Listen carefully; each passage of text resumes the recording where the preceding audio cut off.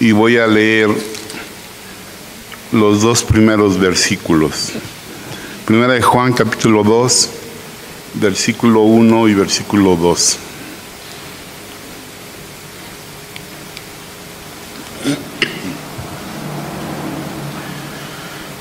Ok.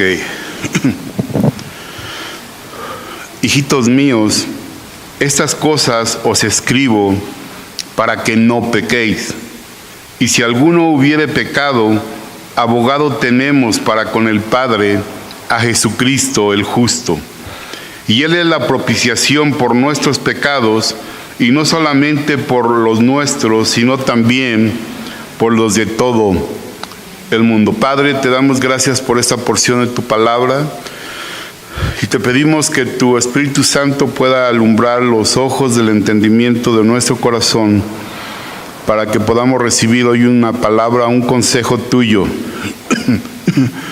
con una finalidad práctica para la vida de cada uno de nosotros. Háblanos, abre tu boca y háblanos, Señor. Danos vida con tu palabra. Endereza nuestras sendas, endereza nuestros caminos, redargúyenos por medio de tu Espíritu Santo y llévanos a tu voluntad. En el nombre que has puesto sobre todos los nombres, en el nombre de Jesús, te lo pedimos y te agradecemos hoy, en este día. Gracias, Padre. Amén. El pecado es un asunto tan serio que Dios tuvo que hacerse hombre para resolverlo. Quiero que recuerde esto durante todo ese tiempo que reflexionemos sobre estos versículos. El pecado es un asunto muy serio, tan serio que el Verbo tuvo que encarnarse para resolverlo. Efectivamente, Jesucristo, el Hijo de Dios, el Verbo encarnado, es el único que pudo resolver el grave problema del pecado en la relación entre Dios y el hombre, y el gravísimo problema del pecado en la vida del ser humano.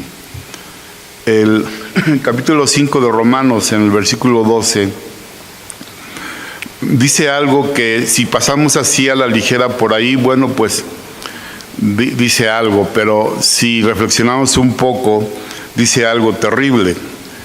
Dice que por un hombre, Adán, nuestros primeros padres, por un hombre entró el pecado en el mundo, pero que junto con el pecado, o a causa del pecado, entró la muerte. Y esto de que la muerte haya entrado junto detrás del pecado es lo que ha provocado que el pecado pasara a todos los hombres de manera genética y espiritual. Nuestros padres originales nos transmitieron una herencia de pecado. Por eso David dice en el Salmo 51, en su confesión: he aquí, en maldad he sido formado, y en pecado me concibió mi madre. Recibimos una herencia de pecado, tenemos la tendencia a pecar y efectivamente pecamos. Pero Cristo vino para quitar o para resolver el problema del pecado en la relación entre Dios y el hombre, y el problema del pecado en la vida del ser humano. Extraordinario el video que vimos, porque habla acerca de estar de acuerdo con Dios. Estar de acuerdo con Dios. Amar lo que Él ama, aborrecer lo que Él aborrece. El apóstol Juan tiene aquí una preocupación pastoral que va hasta el versículo 6, y su preocupación es una preocupación doble.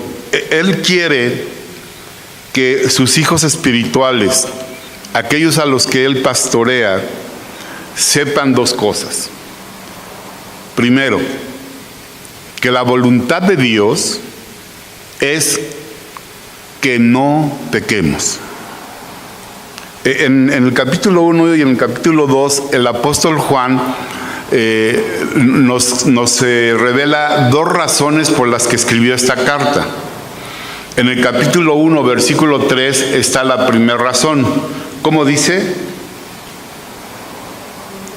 Primera de Juan 1:3.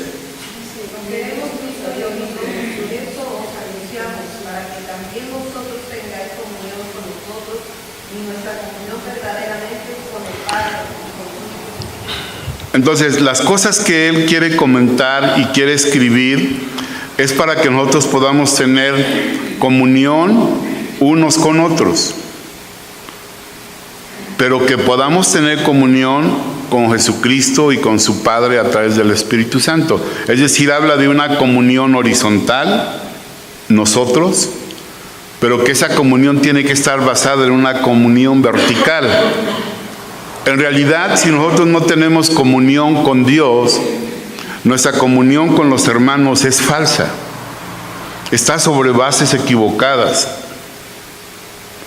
La única forma en que podamos tener una comunión verdadera, así lo dice, una comunión verdadera con los hermanos, es que tengamos una comunión con Dios.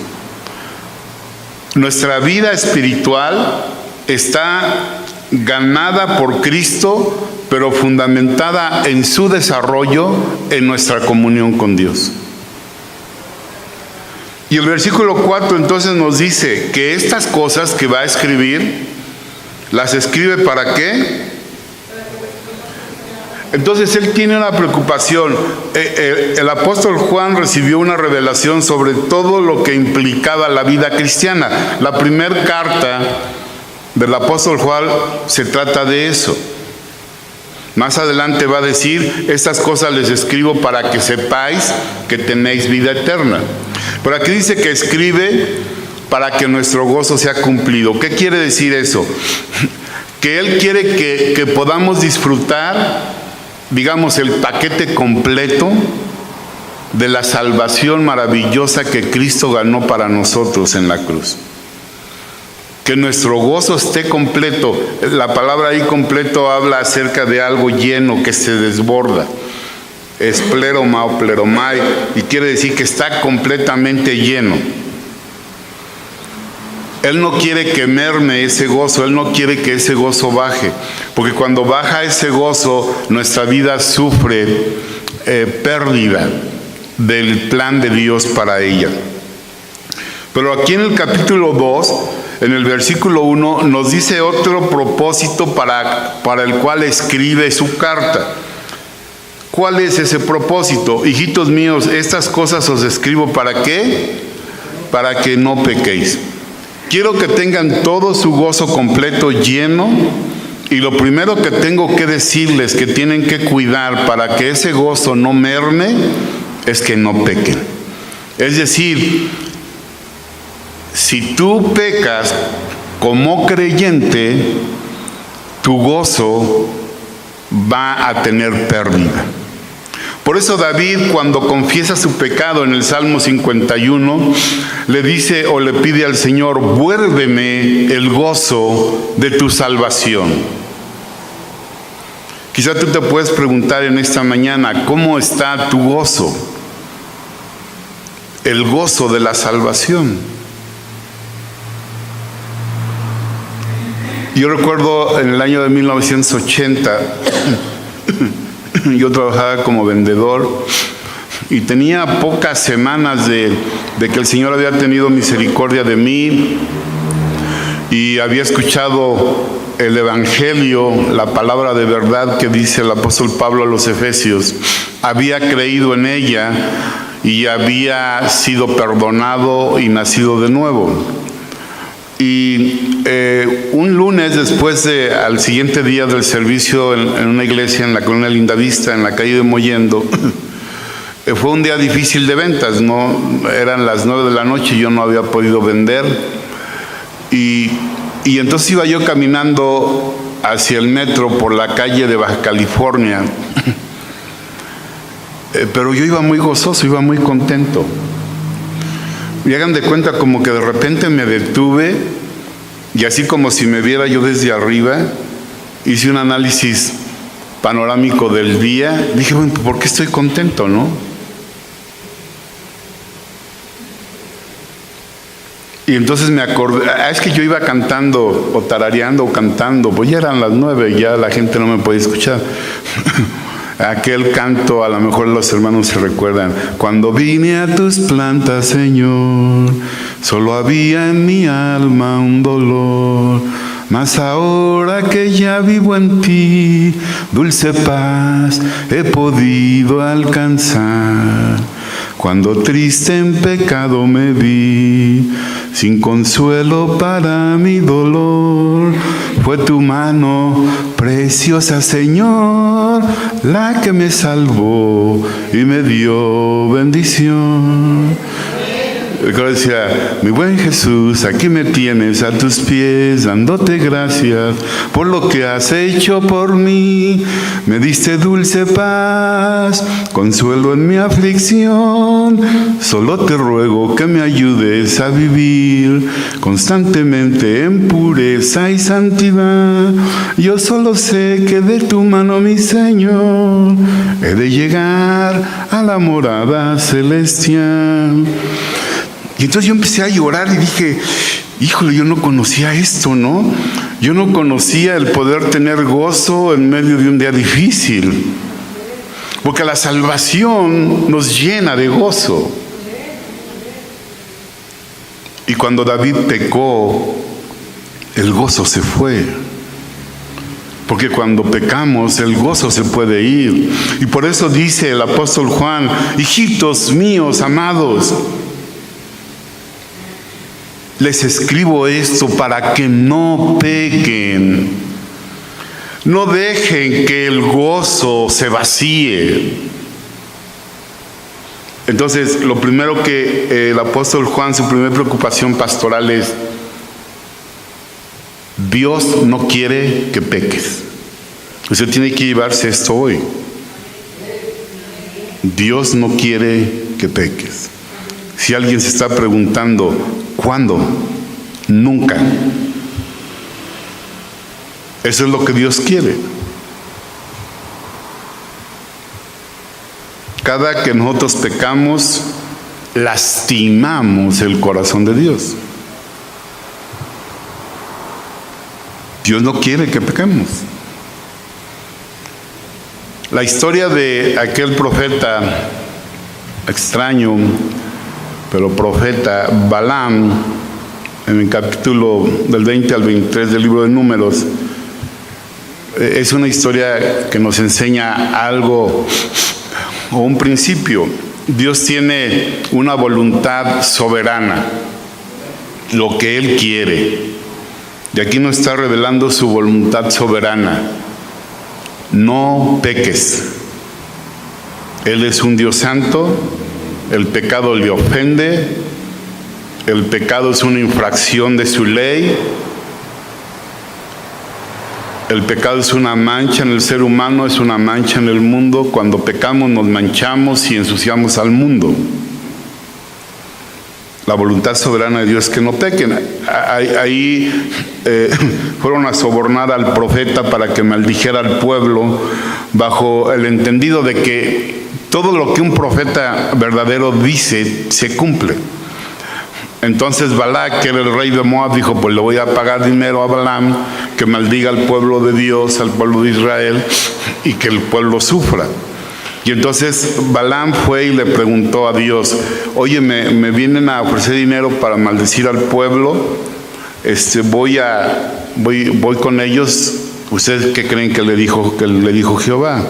Le reveló su voluntad soberana: no vayas con ellos, porque el pueblo bendito es porque yo lo he bendecido, porque yo se lo prometí a Abraham. Yo le dije: haré de ti una nación grande y te bendeciré. Entonces le reveló su voluntad soberana. Pero bueno, al otro día regresaron, yo creo que le subieron la oferta, y entonces el profeta imprudente fue y le preguntó otra vez a Dios: pues Señor, ya me subieron la oferta. Y entonces Dios le concedió su voluntad permisiva. Voluntad soberana, la voluntad de Dios. Voluntad permisiva. No es lo que Dios quiere.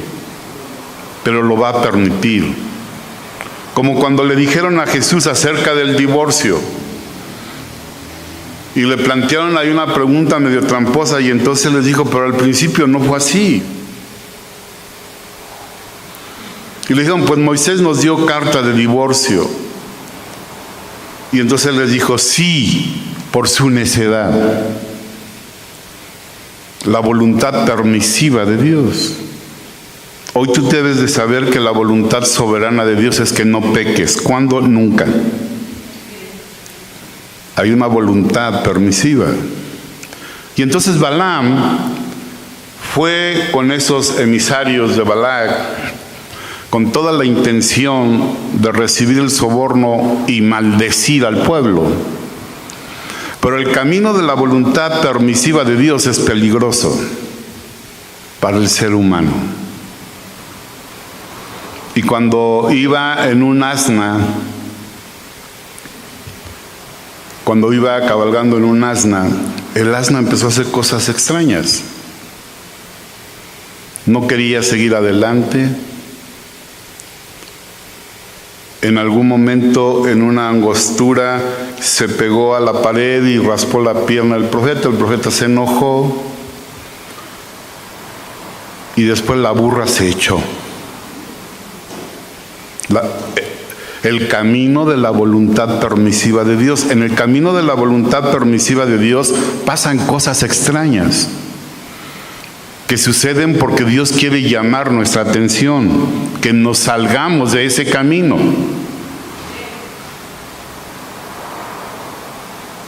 Y entonces Balaam golpeó a la mula, al asna, ¿no? Y se acuerdan lo que pasó, ¿verdad? Recuerdo en una reunión en el Instituto Anna Sanders, habían ido unos pastores invitados y estaban con un poquito una mala actitud porque decían, pues ¿para qué estudian griego y hebreo y todas esas cosas, no? Y el hermano Raúl de la O dijo con su simpatía característica, pues si una burra habló en hebreo, ¿por qué no vamos a aprender nosotros griego, no? Y se acabó la discusión. Efectivamente, pues parece que esa burra habló en hebreo, ¿no? Pues ¿no les parece algo muy extraño? Como para echarse a correr, ¿verdad? Pero Balaam, en lugar de echarse a correr, se puso a platicar con la burra. ¿Por qué me pegas? Pues ¿cómo? ¿Por qué? Porque no me obedeces, ¿no? Así somos a veces de necios, hermanos. Por favor, nunca se pongan a platicar con la burra. Cuando estén caminando en el camino de la voluntad permisiva de Dios y empiecen a ver cosas raras, vuélvanse a Dios. Vuélvanse a Dios. Me encanta la historia porque tiene cosas sublimes. Por ejemplo, Dios tiene su voluntad soberana que es buena, agradable y perfecta según Romanos 12:2. Pero en el camino de su voluntad permisiva hay misericordia. Si la burra no se hubiera echado, si la burra no se hubiera pegado a la pared, si la burra no hubiera hablado, Balaam hubiera muerto, porque el ángel de Jehová estaba esperando con la espada desenvainada para matarlo. Pero aún en el camino de la voluntad permisiva de Dios, su misericordia es tan grande como para hacer hablar a una burra en hebreo. Y la necedad del ser humano es tan grande como para ponerse a platicar con la burra, ¿no? Entonces, que nos sirva de lección. El apóstol Juan nos está diciendo cuál es la voluntad soberana de Dios. No peques. Nunca.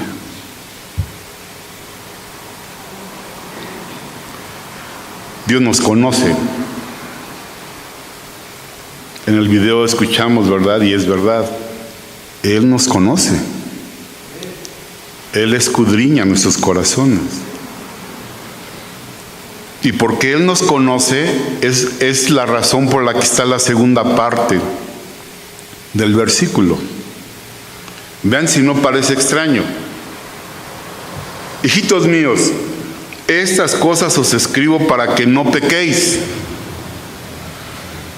Y si alguno hubiere pecado, abogado tenemos para con el Padre a Jesucristo el justo. Y entonces, ¿para qué nos dice que no pequemos si tenemos un abogado? Dios nos ha revelado su voluntad soberana, pero Él conoce nuestra naturaleza, como en el Salmo 78 se acuerda que somos carne.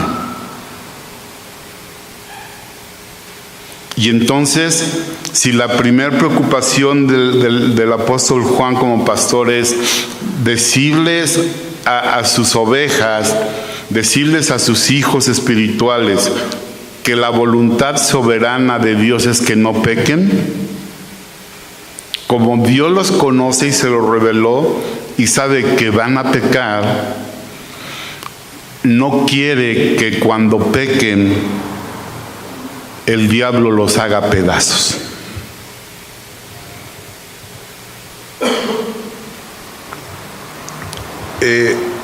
Pero el versículo parece un tanto contradictorio, ¿no? Y es una polémica de siglos. Algunos enfatizan la gracia hasta un extremo del libertinaje. Bueno, si es que se puede hacer, la gracia no habla de eso. Otros enfatizan el legalismo hasta un fariseísmo. Pero la gracia no es para que pequemos, sino la gracia es acerca de que somos pecadores. Y es la solución de Dios.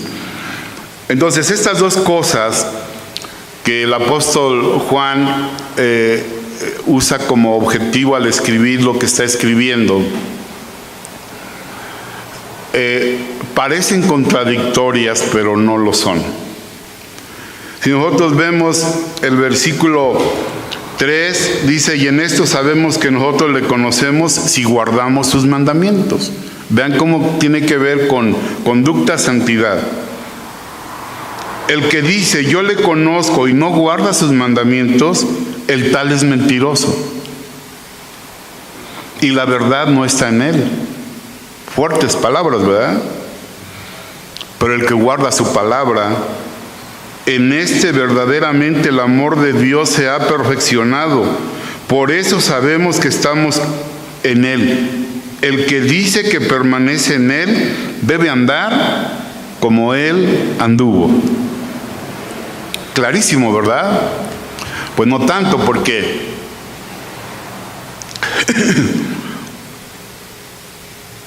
entonces nunca es posible que nunca peque.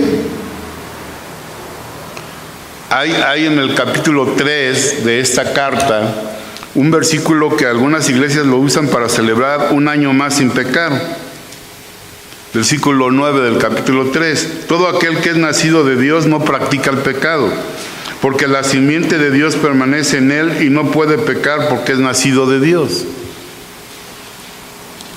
Entonces dicen, si tú pecas es que tú no has nacido de Dios.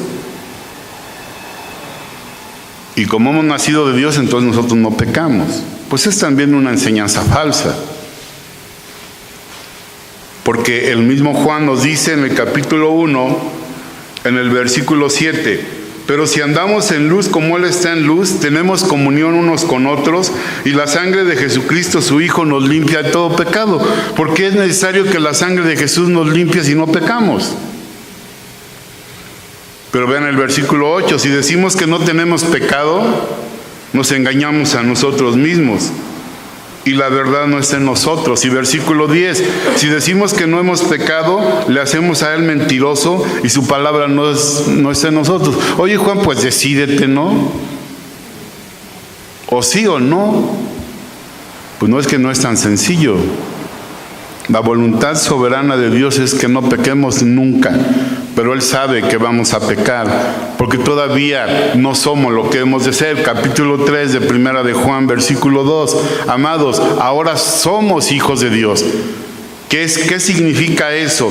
Ya oímos el Evangelio, la palabra de verdad, el evangelio de nuestra salvación, ya creímos, ya fuimos sellados por el Espíritu Santo, fuimos engendrados, como dice en su evangelio el mismo Juan, a los que creen, a los que le recibieron, a los que creen en su nombre, les dio potestad de ser hechos hijos de Dios, tecnones de Dios, que quiere decir uno que le nació al Padre, los cuales no son engendrados de carne, ni de voluntad de sangre, ni de voluntad de varón, sino engendrados de Dios. Es la palabra que usa Juan para cuando dice hijitos míos, tecnon o tecnia, en este caso, un niñito. Un niñito que acaba de nacer.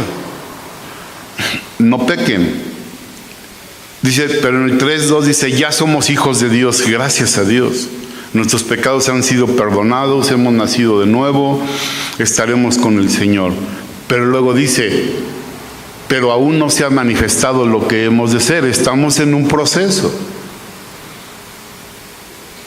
Por eso es que el pecado es una posibilidad. Ahorita voy a explicar un poco más.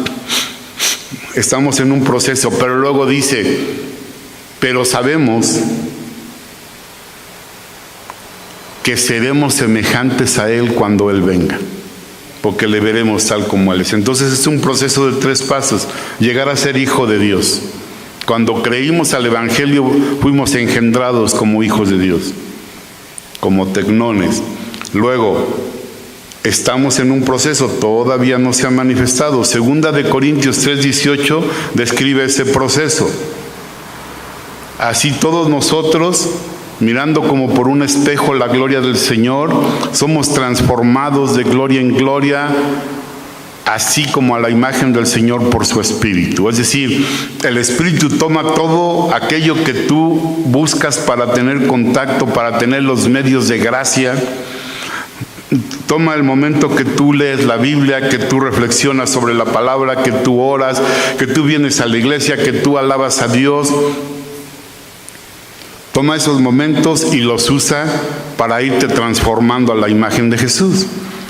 Y cuando Cristo venga por su iglesia, en un abrir y cerrar de ojos, dice el apóstol Pablo, seremos transformados a la final trompeta. Seremos en un abrir y cerrar de ojos perfeccionados a la imagen moral perfecta de Jesús. Pero entre tanto estamos en la tierra. Estamos aquí, en su presencia posicionalmente somos santos y sin mancha delante de Él, pero en nuestra situación aquí en la tierra estamos en un proceso en el que todavía somos tentados y pecamos.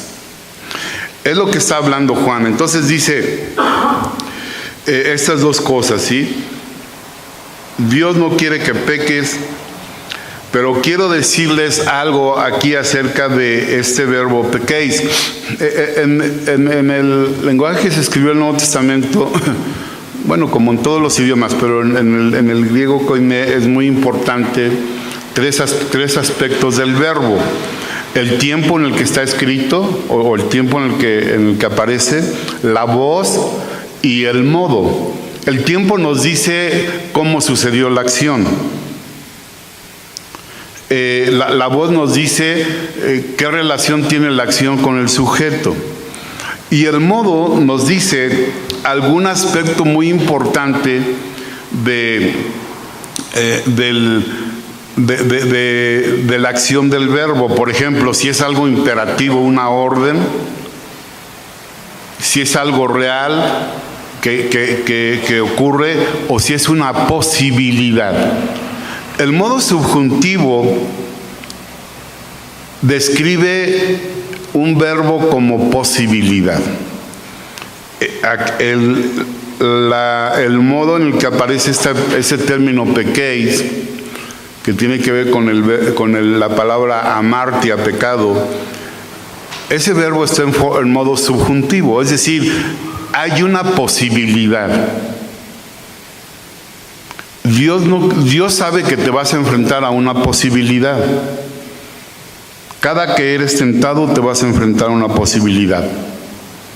Pecar es posible, no pecar también es posible.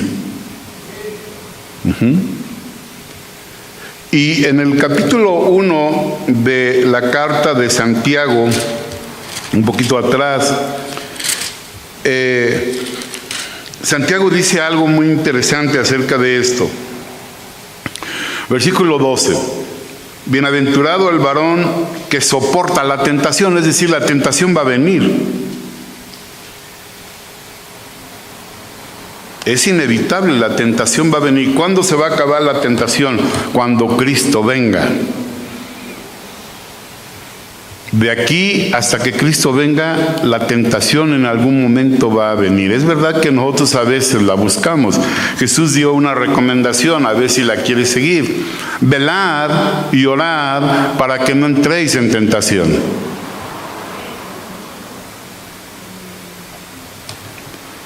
Pero cuando la tentación viene, la voluntad de Dios es que la soportemos. La tentación va a venir. Sin perder ahí, busque en Hebreos capítulo 12, versículo 4. Dice, porque aún no habéis resistido hasta la sangre combatiendo contra el pecado. Hay que combatir contra el pecado. La tentación va a venir. Y cuando viene hay que soportarla. ¿Cómo? Bueno, el autor de Hebreos nos lo dramatiza mucho. Todavía no habéis padecido. Resistir, soportar la tentación va a requerir padecimiento. ¿Por qué? Pues porque me gusta lo que me es propuesto. Efesios 4, 22 nos dice que el viejo hombre, la vieja naturaleza, la naturaleza heredada de Adán, es una naturaleza caída, pero ahí usa un término, viciada. Despojados del viejo hombre que está viciado. Es un adicto a los deseos engañosos. ¿Qué es un deseo engañoso? Una propuesta muy atractiva, pero engañosa. Recuerdo cuando, creo que las pasadas elecciones, o no me acuerdo en cuáles, me mandaron un correo y me dijeron, por favor, ábrelo porque está interesante. Y sí estaba interesante. Era pues eran unas secuencias donde muestran a un personaje que, bueno, o sea, que muere, y ya saben, ¿no?, que según va con San Pedro, etcétera. Y entonces cuando llega le preguntan, ¿a dónde quieres ir? Pues, ¿a dónde se puede ir? Pues al cielo o al infierno.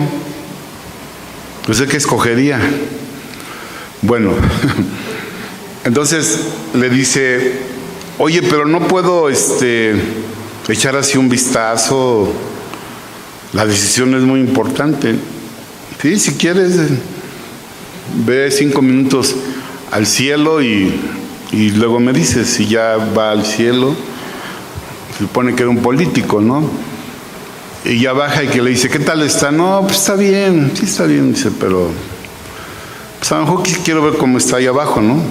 Cómo está el infierno, quiero ver.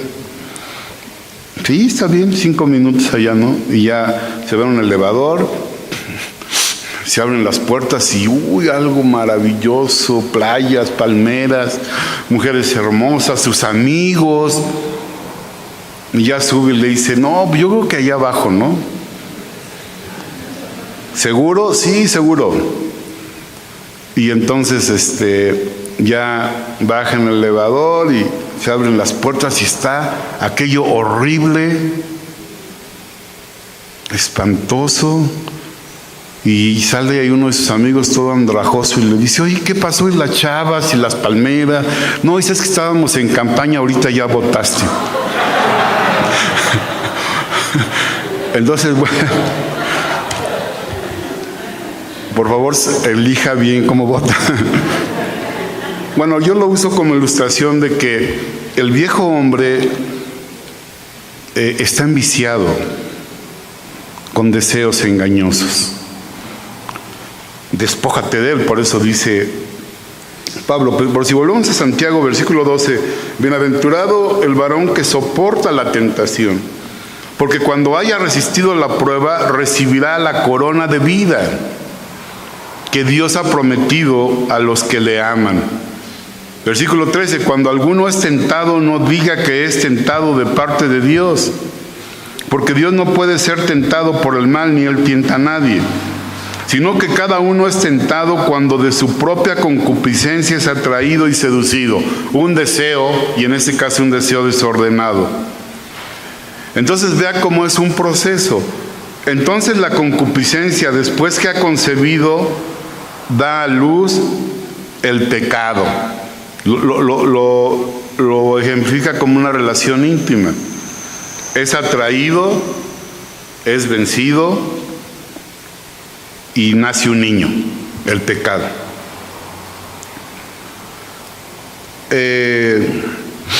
Y el pecado, siendo consumado, da a luz la muerte.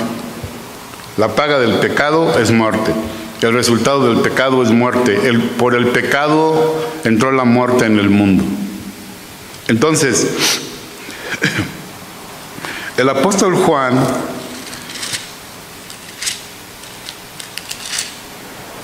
dice, no quiero que peques, como una posibilidad. La tentación va a venir, eso es un modo subjuntivo, y ya existe el potencial de que tú peques o de que no peques. ¿Quién lo va a decidir? Bueno, la voz de este verbo es una voz activa, lo decides tú. Nosotros lo decidimos. Nosotros votamos, ¿no? En el elevador hacia arriba o hacia abajo, nosotros lo hacemos. Y como que uno dice, ¿para qué me pones una responsabilidad tan grande? Yo no sé si usted está pensado, yo sí, porque yo todavía no logro descubrir por qué es así. Pero a veces yo digo, ay Señor, que mejor tú decidieras y no me dejaras pecar. Pero Él decidió que nosotros podemos decidir. El capítulo 30 de Deuteronomio, versículo 15 y versículo 19 es impresionante, porque Dios le dice al pueblo, hoy he puesto delante de ti el bien y el mal, la bendición y la maldición. Versículo 19, a los cielos y a la tierra llamo como testigos hoy contra vosotros, que he puesto delante de vosotros la bendición y la maldición, la vida y la muerte, el bien y el mal. Y luego nos dice su voluntad soberana, elige el bien para que vivas tú y tu descendencia. Pero nosotros decidimos. La tentación va a venir. Y claro que lo que escribió el apóstol Juan y lo que yo estoy tratando de comunicar que él escribió es que sea una enorme motivación para cuando venga la próxima tentación, tú recuerdes esto, el Espíritu Santo te lo recuerde y tú tomes la decisión que Dios espera que tomes. Entonces aquí hay una posibilidad, y cuando el creyente peca es lo mismo que en el versículo 8 y en el versículo 10, porque los creyentes pecamos porque existe la posibilidad y a veces cedemos a la tentación y entonces pecamos.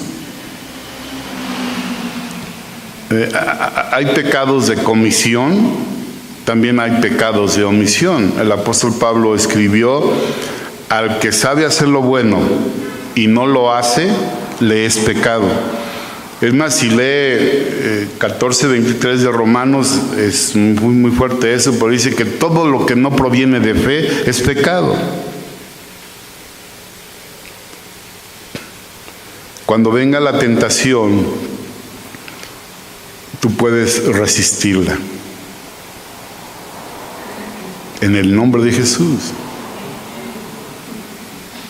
La tentación te va a decir, no va a haber otra oportunidad, es el momento ideal, no se va a presentar otra oportunidad, es un deseo engañoso, no le hagas caso.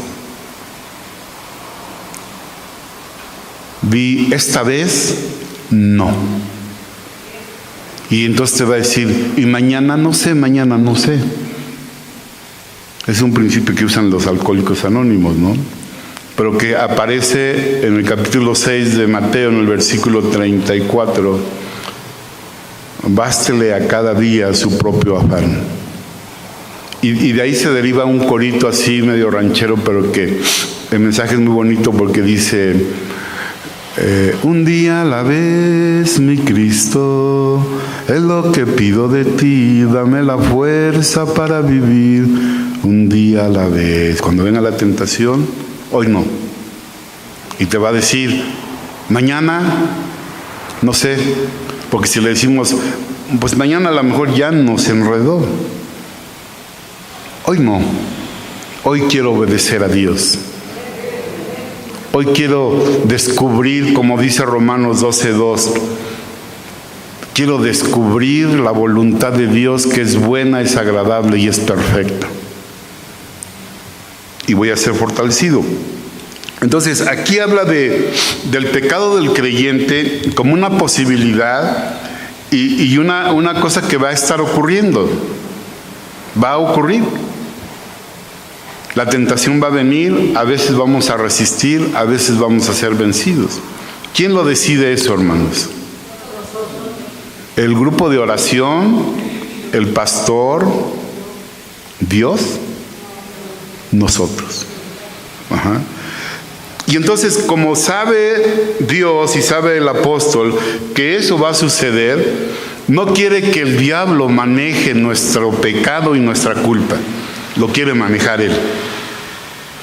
Y entonces por eso nos dice, si alguno hubiere pecado, y aquí también es un subjuntivo, si alguno se dio en la tentación, por favor no rompa con Dios. Cuando nosotros estamos bien con Dios y estamos en comunión con Dios, cuando estamos aquí en un servicio de oración, cuando estamos meditando en la palabra, cuando estamos en nuestro tiempo quieto con Dios, estamos bien. Cuando viene la tentación, Dios tiene una voluntad, resiste. El diablo tiene una voluntad, cede. Es la primera instancia, la ideal. Cedemos. Cuando pecamos, el diablo no ha terminado su obra con nosotros. Y Dios no nos abandona. Cuando pecamos, Dios quiere que nos arrepintamos y confesemos. ¿Qué quiere el diablo? Que nos sintamos culpables con Dios, o que culpemos a Dios, o que justifiquemos, que racionalicemos nuestro pecado. Lo que menos quiere el diablo es que vayamos y confesemos. Porque él sabe que si vamos y confesamos, versículo 9 de 1 de Juan, si confesamos nuestros pecados, Él es fiel y justo para perdonar nuestros pecados. ¿Por qué Dios está dispuesto a perdonar al creyente? Si lee Efesios capítulo 1, versículo 7, que está hablando de Jesús, dice, en quien tenemos redención por su sangre. La sangre de Jesús fue el precio pagado para sacarnos de la esclavitud del pecado. Pero adelantito dice, el perdón de pecados. La sangre de Jesús es el recurso que Dios usa para perdonarnos pecados desde que fueron perdonados todos cuando creímos. Cuando nosotros creímos, todos los pecados que habíamos hecho hasta ese momento, todos fueron perdonados, fueron echados en el fondo del mar, fueron borrados de nuestro expediente y Dios no se acuerda de ellos. Y a partir de ese momento y hasta que Cristo venga, tenemos derecho al perdón de pecados por la sangre de Jesús. Solamente que nosotros tenemos que hacer algo. Tenemos que confesar. Sabe que la palabra confesar tiene mucho que ver con lo que vimos en el video. La palabra confesar o nuestra palabra homologar viene de la palabra homologeo, que es confesar. Y significa decir lo mismo. Estar de acuerdo con Dios. Eso es confesar. Es decir, se parece a amar lo que Él ama y aborrecer lo que Él aborrece. Confesar el pecado quiere decir que yo estoy de acuerdo que lo que hice, el pecado que hice es aborrecible. Eso es confesar. Homologeo. Homologar, decir lo mismo. Lo mismo que Dios dice del pecado es lo que yo digo en mi confesión. ¿No es verdad que así dijo David? Ten piedad de mí, oh Dios, conforme a tu misericordia, conforme a la multitud de tus piedades, borra mis rebeliones, porque yo reconozco mis rebeliones y mi pecado está siempre delante de mí. Y entonces confiesa, sigue confesando, contra ti solo he pecado y he hecho lo malo delante de tus ojos. Esto lo digo para que seas considerado justo y tenido por puro en tu juicio. Y ya le dice, yo en maldad he sido formado y en pecado me concibió mi madre. Tú amas la verdad en lo íntimo y en lo secreto me has hecho comprender sabiduría. Y entonces le pide limpieza, purifícame con hisopo y seré limpio.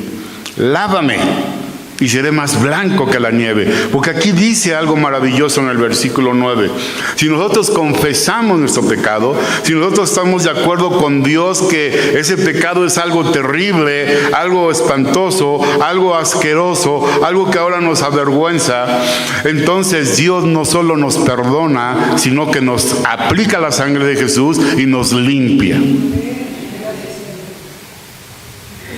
Me voy limpio. Si tuviéramos un uniforme blanco y está ya todo manchado, pues ya no cuidamos mancharlo.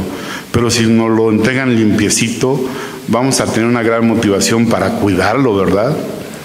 Pues el Señor nos perdona y nos limpia.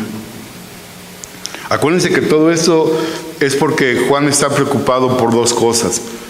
Quiere que conozcas la voluntad soberana de Dios. No peques, ¿cuándo? Nunca. Pero sabe que somos carne, sabe que va a venir la tentación, sabe que existe la posibilidad de que pequemos. Y cuando eso ocurra, no quiere que el diablo nos engañe.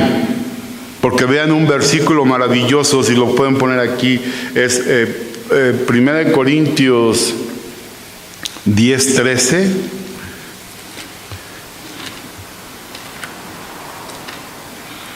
Y eso está enfocado a quienes somos hijos de Dios.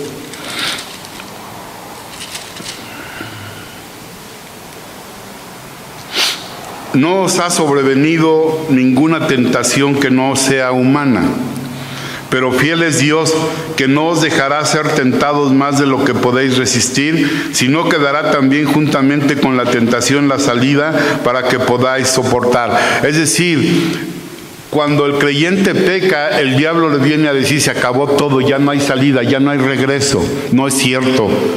Dios siempre nos da una salida si somos sus hijos.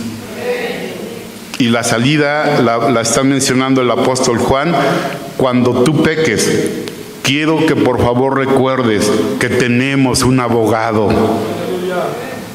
¿Quién es ese abogado? Jesucristo el justo, el que nunca pecó. En el capítulo 3 de Zacarías, de los versículos 1 al 4, hay una escena impresionante. Porque Pablo se pregunta en Romanos 8:33, ¿quién acusará a los escogidos de Dios? Pues allá en Zacarías 3, el diablo acusa a un escogido de Dios, que era el sumo sacerdote, Josué, y lo estaba acusando. Algo había hecho, porque el diablo no tiene que inventar o mentir para acusarnos delante de Dios. Él es el fiscal, Él va y nos acusa. Mira lo que hizo tu hijito. Y acusó al sumo sacerdote. Y aparece el ángel de Jehová y le dice, ¿por qué acusas al que Dios eligió? Y es una figura, o es Jesús intercediendo por el sumo sacerdote, y es la idea que toma Juan. Tenemos un abogado que cuando confesamos, ante esa confesión, Él viene, se presenta. Pensemos, aquí está el Padre, está Satanás y dice, mira lo que hizo tu hijo, tú eres justo, castígalo, consúmelo. Pero nosotros confesamos. Y entonces aparece Jesús y dice, yo pagué por ese pecado. Y entonces el juez dice, no lo culpo de pecado. Como en el mensaje, cuando Balaam quiso maldecir al pueblo, Dios le dio una palabra de bendición.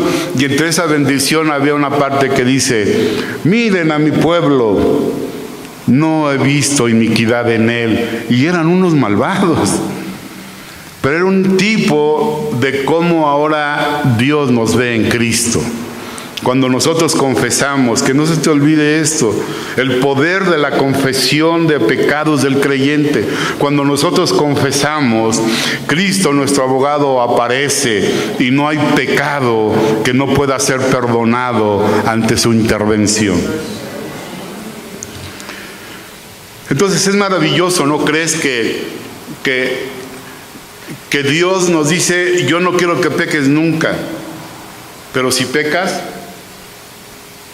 quiero que tengas una salida? Y en realidad, cuando el apóstol Juan escribe adelante, en estos, versículo 3, en esto sabemos que nosotros le conocemos, si guardamos sus mandamientos. ¿Qué significa aquí guardar sus mandamientos? Significa guardar sus mandamientos en no hacer lo que Dios no quiere que hagamos. Pero que si lo llegamos a hacer, guardar sus mandamientos es también obedecer lo que nos dice que quiere que hagamos cuando pecamos. ¿Entiendes? No quiero que peques, Señor, ya pequé. Ok, entonces tienes un abogado, acude a tu abogado, confiesa tu pecado y yo te voy a perdonar. Eso también es guardar sus mandamientos.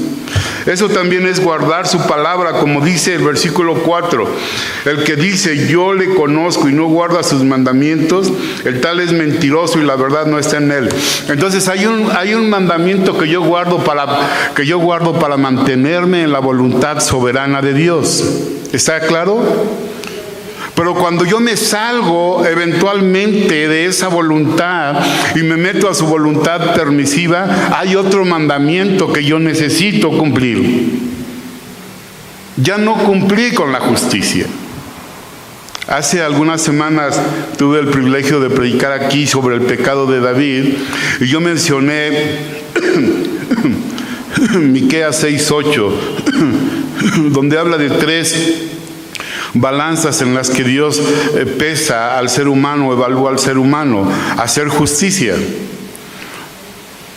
Y David falló en hacer justicia, y todos fallamos a veces en hacer justicia, pero Dios no nos deja sin salida. Le dio la oportunidad de ver si amaba misericordia, ¿se acuerdan? Y falló ahí. Y le dio la última oportunidad: humíllate ante tu Dios. Y la confesión es una humillación ante nuestro Dios, porque le decimos: Señor, fallé en hacer justicia, quizá fallé en amar misericordia, pero me humillo ante ti, ten misericordia de mí. Y entonces Él que es justo es fiel. Ayer en el instituto quedaron pendientes del maestro de teología 2 atributos de Dios. Y ya no los quiso, tenía poco tiempo, ya no los quiso tratar porque dijo, estos merecen una clase completa los dos. Eran amor y justicia. Y parece que se contrastan, pero Dios puede ser justo y puede ser fiel. Entonces, sabe Dios que eventualmente pecaremos. Guardar sus mandamientos es no pecar, pero guardar sus mandamientos también es, cuando pecamos, confesar. ¿Entiende, hermano? Eso es muy importante que usted lo entienda. Porque el diablo lo va a venir, lo va a acusar. No pudiste guardar su palabra para hacer justicia, no. Pero voy a guardar su palabra para humillarme delante de él. No me vas a romper mi comunión con Dios. Porque es lo más valioso que tengo. Y si Él me dice que confiese, yo me humillo ante Él y confieso. Y si Dios me dice que vaya a confesar más allá, como habla en el capítulo 5 de Santiago, confesaos vuestras ofensas o vuestros pecados, hay un asunto textual ahí, unos a otros. Si Dios me lleva es porque yo lo necesito hacer.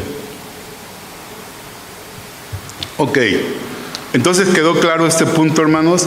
Dios no quiere que peques nunca, pero si pecas puedes seguir obedeciendo su palabra. Confiesa, Él te perdonará, te limpiará, tu comunión quedará totalmente restaurada y podrás seguir adelante, perdonado y limpiado. Pero el pecado es algo muy serio. Y quiero hacer una diferenciación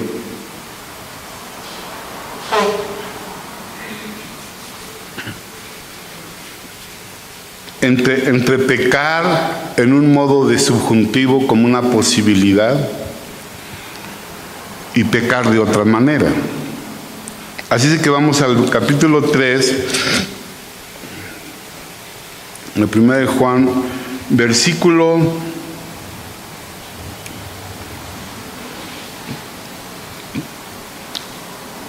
8.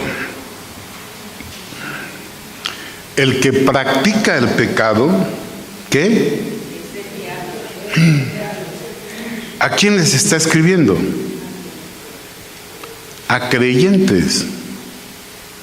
El que practica el pecado es del diablo, porque el diablo peca desde el principio.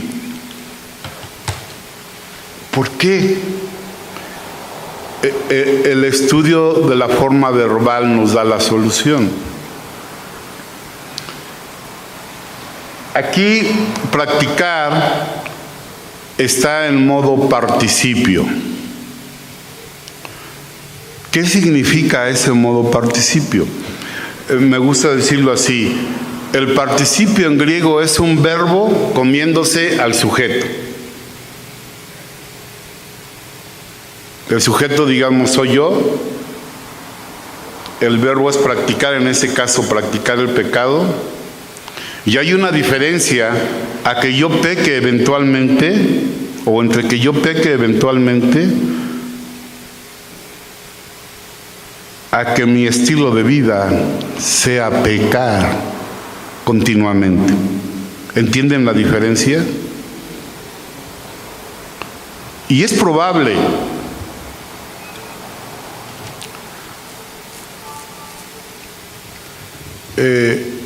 que esté ocurriendo alguna de las siguientes cosas en la vida de quienes hoy estamos aquí. Que eventualmente pecamos. Y a lo mejor no sabíamos la importancia y la urgencia de confesar nuestro pecado. Pero también pudiera suceder que hay alguien que el pecado ya lo atrapó. Hay una diferencia.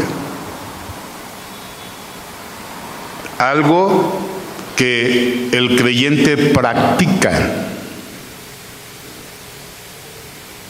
Algunos dicen que el participio es un adjetivo verbal, es decir, el verbo califica a la persona, es decir, la característica principal de esa persona es que practica el pecado.